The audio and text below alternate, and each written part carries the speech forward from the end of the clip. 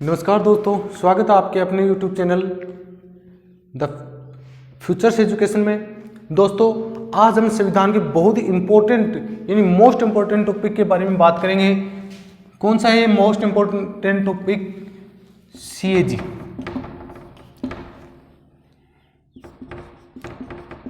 नियंत्रक व महालेखा परीक्षक।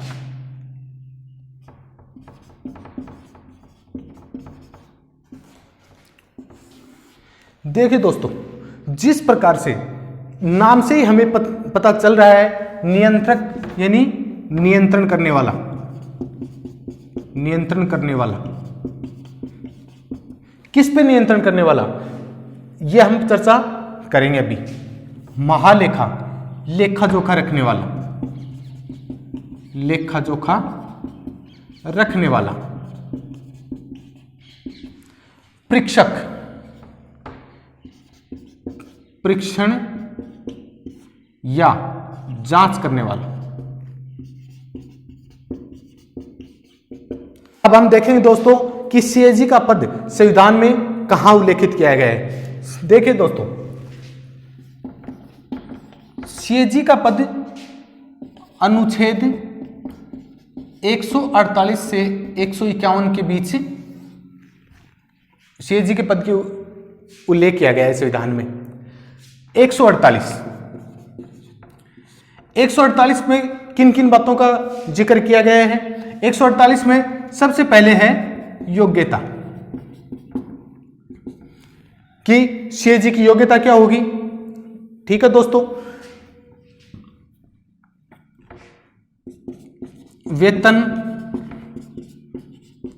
कार्यकाल, हटाए जाने की प्रक्रिया,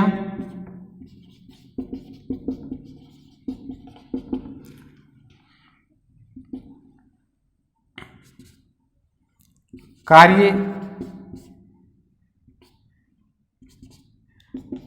आदि के बारे में चर्चा की गई है।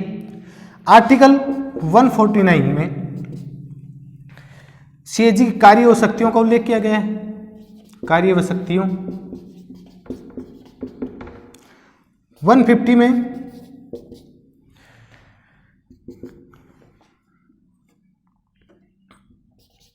केंद्र व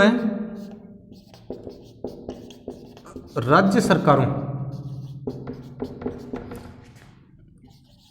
के लेखा प्रारूप को तय करने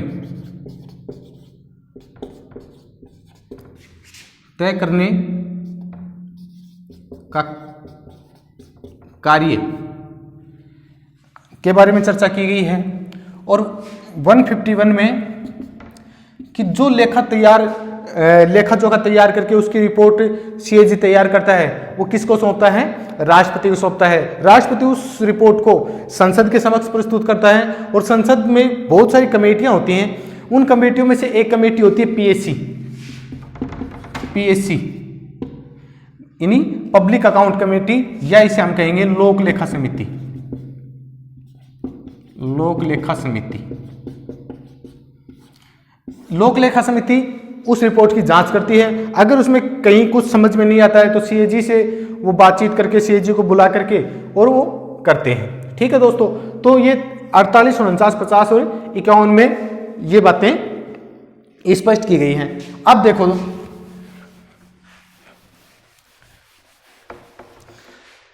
सबसे पहले पढ़े हम योग्यता।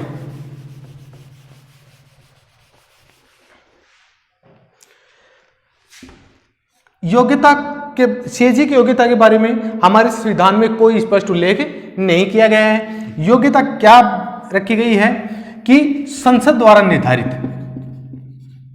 संसद द्वारा निर्धारित। ठीक है दोस्तों, IAS जो ऑफिसर होता है, IAS जो होता है वो ही क्या होता है? CAG बन सकता है। ये योग्यता हमारी संसद ने निर्धारित की है 1971 के एक्ट के अनुसार। ठीक है दोस्तों, अब हम बात करते हैं नियुक्ति की।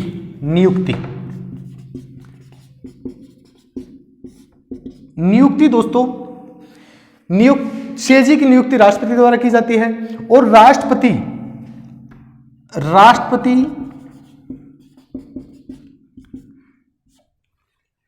अधिपत्र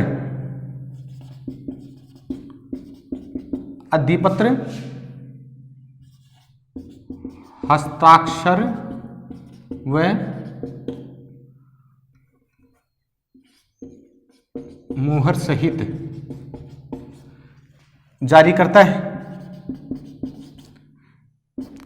दोस्तों, अधिपत्र बहुत ही कम पदों के लिए जारी किया जाता है। इसका मतलब ये बहुत ही महत्वपूर्ण पद है भारतीय संविधान या भारतीय शासन प्रणाली का। किन किन लोगों के लिए अधिपत्र जारी किया जाता है? देखो, राज्यपाल, सुप्रीम कोर्ट व हाई कोर्ट के न्यायाधीश और सीएजी, सिर्फ इन्हीं सदस्यों के लिए अधिपत्र जारी किया जाता है। इसके अलावा किसी अन्य व्यक्ति के लिए अधिपत्र जारी नहीं होता है। ठीक है दोस्तों, तो योग्यता हो गई, नियुक्ति हो गई, वेतन का हमारे संविधान में स्पष्ट रूप से कोई उल्लेख नहीं किया गया है। वेतन जो सरकार निर्धारित कर या संसद जो निर्धारित करती है वही वेतन सीएजी का होता है। लेकिन हमारे संविधान में स्पष्ट रूप से इस बात का जिक्र किया गया है कि सीएजी का जो वेतन होता है वो भारत सरकार की संचित निधि पर भारित व्यय होता है। भारत सरकार के संचित निधि पर भारित व्यय होता है। अब दोस्तों, ये भारित व्यय क्या होता है? भारित व्यय हम उसे कहते हैं कि जिस व्यय पर संसद में बहस हो सकती है, चर्चा हो सकती है, लेकिन उसके ऊपर मतदान नहीं होता, ऐसा व्यय भारित व्यय की श्रेणी में आता है। दूसरा, स्पष्ट रूप से क्या कहा गया है कि भारत के सीएजी का पद पर रहते हुए उसके वेतन, भत्ते और पेंशन में ऐसा कोई परिवर्तन नहीं किया जाएगा जो उसके लिए अलाभकारी हो, यानी कि अलाभकारी परिवर्तन नहीं होंगे। पद पर रहते हुए वेतन,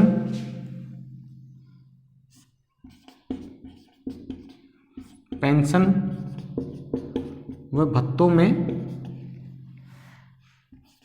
अलाभकारी परिवर्तन नहीं होंगे।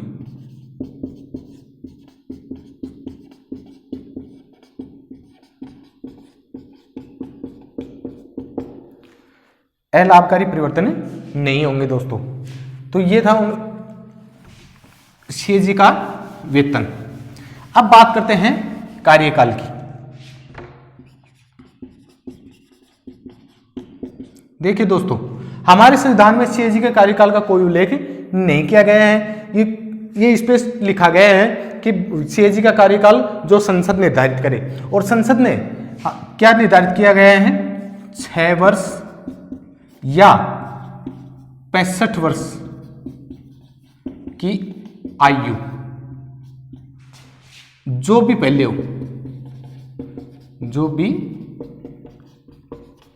हो।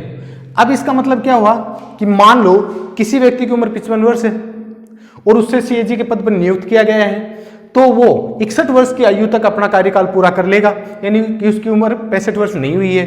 लेकिन अगर किसी व्यक्ति की उम्र 62 वर्ष है या 63 वर्ष है और उसे सीएजी के पद पर नियुक्त किया जाता है, तो फिर वो अपनी 65 वर्ष की आयु तक ही अपने पद पर रहेगा और पद पर 65 वर्ष की आयु के बाद में अपने पद से सेवानिवृत्त हो जाएगा। ठीक है दोस्तों, इसके बाद में एक बात और मुख्य स्पष्ट की गई है हमारे संविधान में कि कोई भी व्यक्ति जो सीएजी के पद से सेवानिवृत्त हो जाता है वो व्यक्ति केंद्र या राज्य सरकार के अधीन किसी भी प्रकार की कोई भी नौकरी नहीं करेगा, यानी किसी भी लाभकारी पद पर कार्य नहीं करेगा। दोस्तों, राष्ट्रपति, उपराष्ट्रपति, राज्यपाल,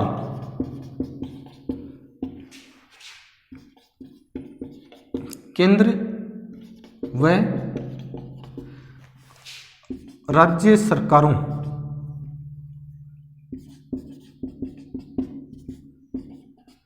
में मंत्री पद लाभ के पद की श्रेणी में नहीं आते, नहीं गिने जाएंगे। इसका मतलब स्पष्ट है कि सीएजी अपनी सेवानिवृत्ति के बाद में राष्ट्रपति, उपराष्ट्रपति, केंद्रीय राज्य सरकार में किसी भी मंत्री पद पर कार्य कर सकता है, इसके अलावा किसी पद पर वो कार्य नहीं कर सकता। ठीक है दोस्तों, ये सारी बातें आर्टिकल 148 हमें। अब एक दो चीजें और बच गई दोस्तों। क्या? एक तो हो गया त्यागपत्र। तो त्यागपत्र सीएजी है वो राष्ट्रपति को देगा। ठीक है दोस्तों। दूसरा है पद से हटाने की प्रक्रिया। पद से हटाने की प्रक्रिया क्या होगी? पद से हटाने की जो प्रक्रिया होगी वो स्पष्ट रूप से हमारे संविधान में लिखा गया है कि सुप्रीम कोर्ट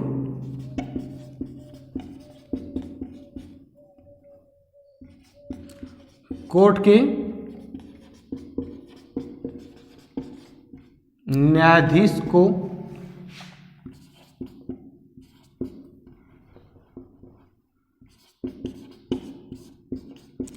हटाने के लिए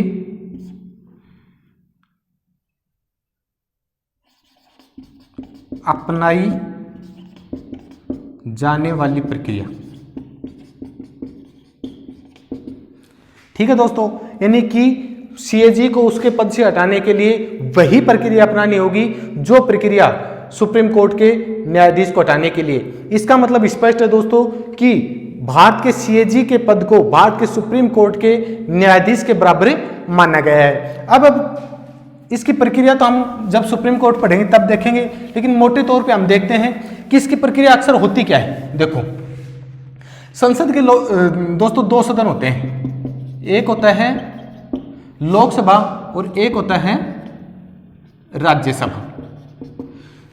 सीएजी को हटाने के लिए प्रस्ताव किसी भी सदन में लाया जा सकता है।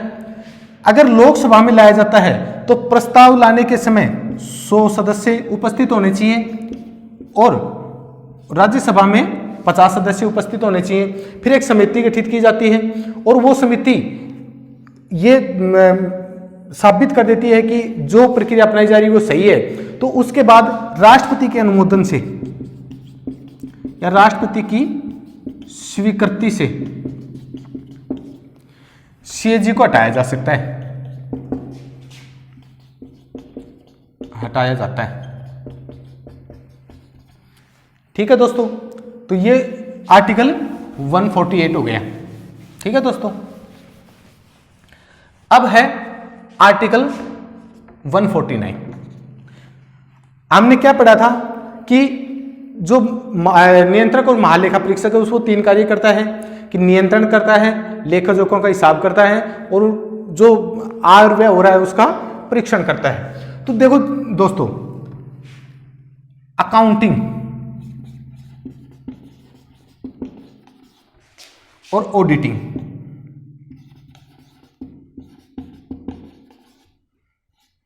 ये 2 अलग अलग चीजें हैं दोस्तों। लेखांकन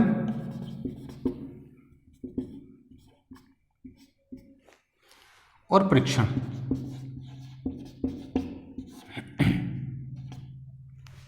देखिए दोस्तों, अकाउंटिंग यानी कि लेखा जोखा रखना, परीक्षण कि उस लेखा जोखा का ही जांच करना। जब व्यक्ति, जिस व्यक्ति को, ये तो वही बात हो गई कि कोई व्यक्ति मेरे को 5,000 रुपये देता है और मेरे से ही पूछता है कि वो पैसे ठीक जगह से खर्च हुए कि नहीं हुए, तो जाहिर सी बात है कि जो भी व्यक्ति खर्च करेगा तो वो यही कहेगा कि हाँ मैंने पैसे बहुत अच्छी जगह खर्च किए। इसलिए ये दोनों अलग अलग चीजें हैं, तो इनका काम भी अलग अलग ही होना चाहिए, लेकिन ऐसा होता नहीं है। देखिए दोस्तों, लेखांकन का मतलब क्या होता है कि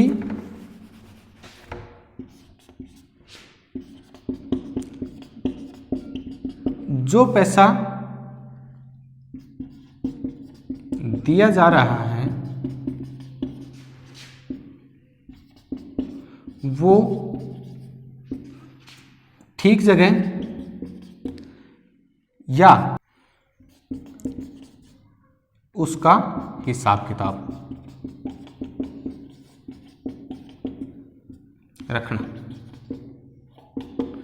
यानी कि जो पैसा दिया जा रहा है वो ठीक जगह या जिस मद में दिया गया उसका हिसाब किताब रखना। ठीक है दोस्तों। परीक्षण का कार्य क्या होता है कि जिस मद के लिए स्वीकृत राशि है, जिस मद में राशि स्वीकृत की गई है, स्वीकृत की गई,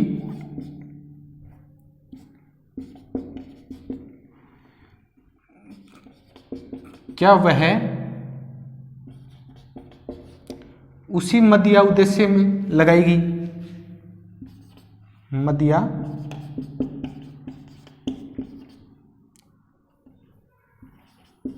उद्देश्य में खर्च की गई। ठीक है दोस्तों। पैसा खर्च करते वक्त मितव्ययता बरती गई कि नहीं बरती गई, कहीं फिजूल खर्ची तो नहीं हुई है। इन सब चीजों का जो रखने का जो हिसाब किताब है वो क्या कहलाता है, परीक्षण कहलाता है। अब देखो दोस्तों, भारत का जो सीएजी है 1950 से लेकर के और 1976 तक, 1950 से लेकर 1976 तक लगभग 26 वर्षों तक एक ही व्यक्ति जिसे सीएजी कहा जाता है वह केंद्र व राज्य सरकारों का लेखांकन व परीक्षण दोनों कार्य करता था। यानी लेखांकन भी वही देखता था और परीक्षण भी वही करता था। लेकिन 1976 में एक आवाज उठी, एक मांग उठी कि दोनों कार्य एक व्यक्ति कैसे कर सकता है, इसके लिए अलग अलग व्यक्ति होने चाहिए, हिसाब किताब रखने वाला अलग होना चाहिए और उसका परीक्षण करने वाला अलग होना चाहिए। इस मांग को केंद्र सरकार ने तो मान लिया और राज्य सरकारों ने मना कर दिया। केंद्र सरकार ने तो मान लिया कि हाँ दोनों व्यक्ति अलग अलग होने चाहिए, लेकिन राज्य सरकारों ने यह कहते हुए मना कर दिया कि हमारे पास इतना बजट या इतना मद नहीं होता है कि हम इतना खर्च वहन कर सकें या अलग अलग इसका हिसाब किताब रख सकें। तो दोस्तों 1950 से 1976 तक केंद्र और राज्य सरकार दोनों का ही जो हिसाब किताब और परीक्षण दोनों कार्य केंद्र और राज्य सरकारों के लिए सीएजी करता था। 1976 के बाद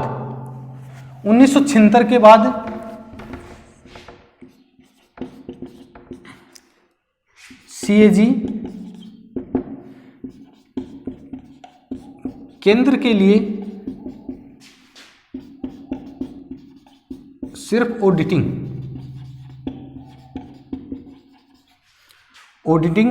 का कार्य करता है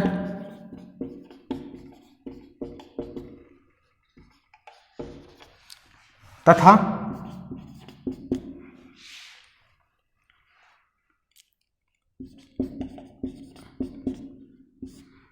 राज्यों के लिए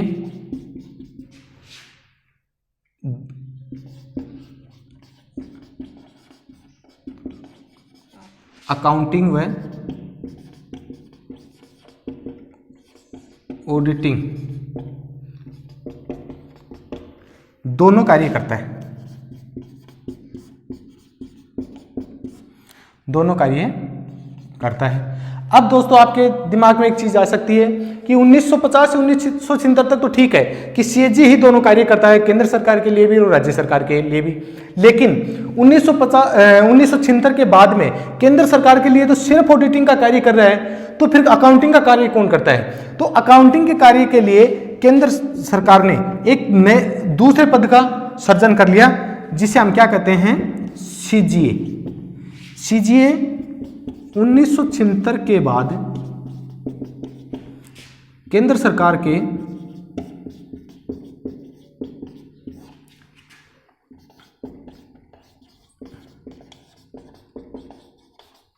अकाउंटिंग संबंधी कार्य संभालता है,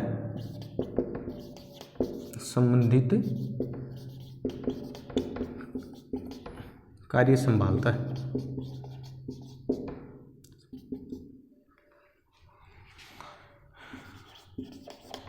ठीक है दोस्तों, सीजीए का मतलब क्या होता है? Controller general of accounting, controller and auditing general.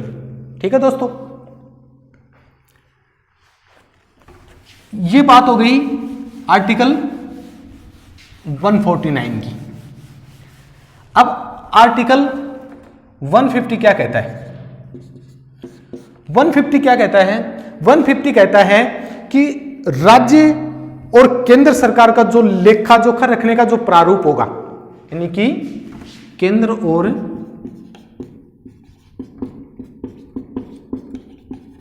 राज्य सरकारों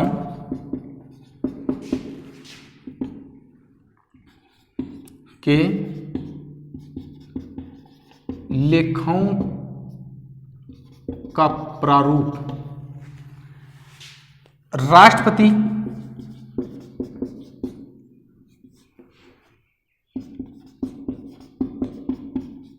नियंत्रक व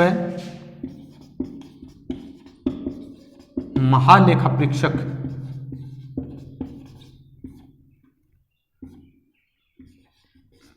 की सलाह पर निर्धारित करेगा।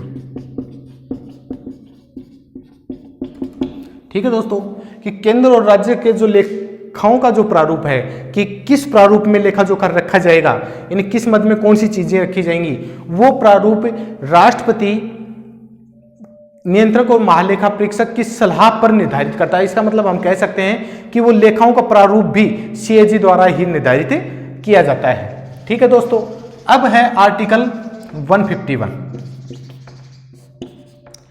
देखिए दोस्तों, सीएजी द्वारा जो लेखाओं की जो रिपोर्ट तैयार की जाती है, लेखा जोखाओं की जो रिपोर्ट तैयार की जाती है, वो रिपोर्ट सीएजी राष्ट्रपति को सौंपता है और राष्ट्रपति उस रिपोर्ट को संसद के समक्ष प्रस्तुत करता है कि सीएजी द्वारा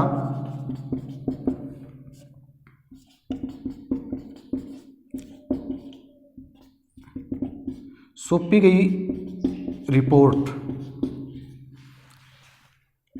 राष्ट्रपति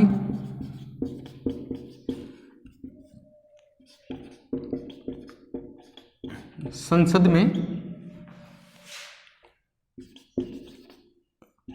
रखवाता है तथा राज्यों में यह कार्य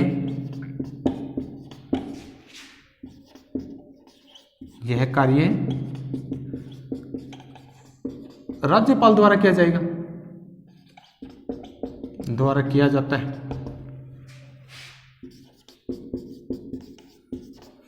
ठीक है दोस्तों, तो सीएजी जो लेखा जोखाओं की जो रिपोर्ट तैयार करके राष्ट्रपति को सौंपता है, राष्ट्रपति वो रिपोर्ट कहां पे रखता है? संसद में। अब संसद में बहुत सारी समितियां होती हैं और उनमें से एक समिति होती है लोक लेखा समिति। लोक लेखा समिति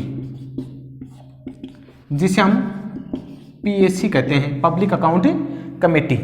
तो लोक लेखा जो समिति है वो इस रिपोर्ट की जांच करती है और उसे अगर किसी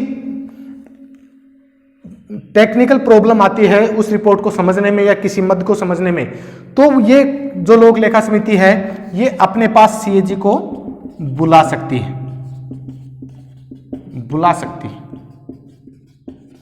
ठीक है दोस्तों, सीएजी को बुला करके ये आपसे बातचीत करके उस मद को समझ लेते हैं। इसलिए कहा जाता है कि सीएजी और पीएसी में बहुत अच्छे संबंध होते हैं।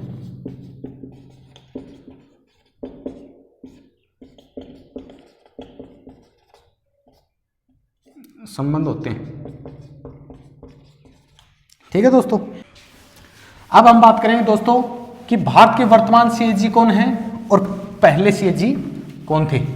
तो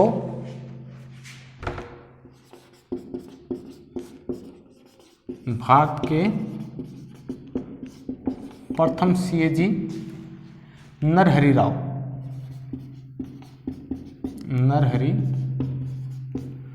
राव थे दोस्तों।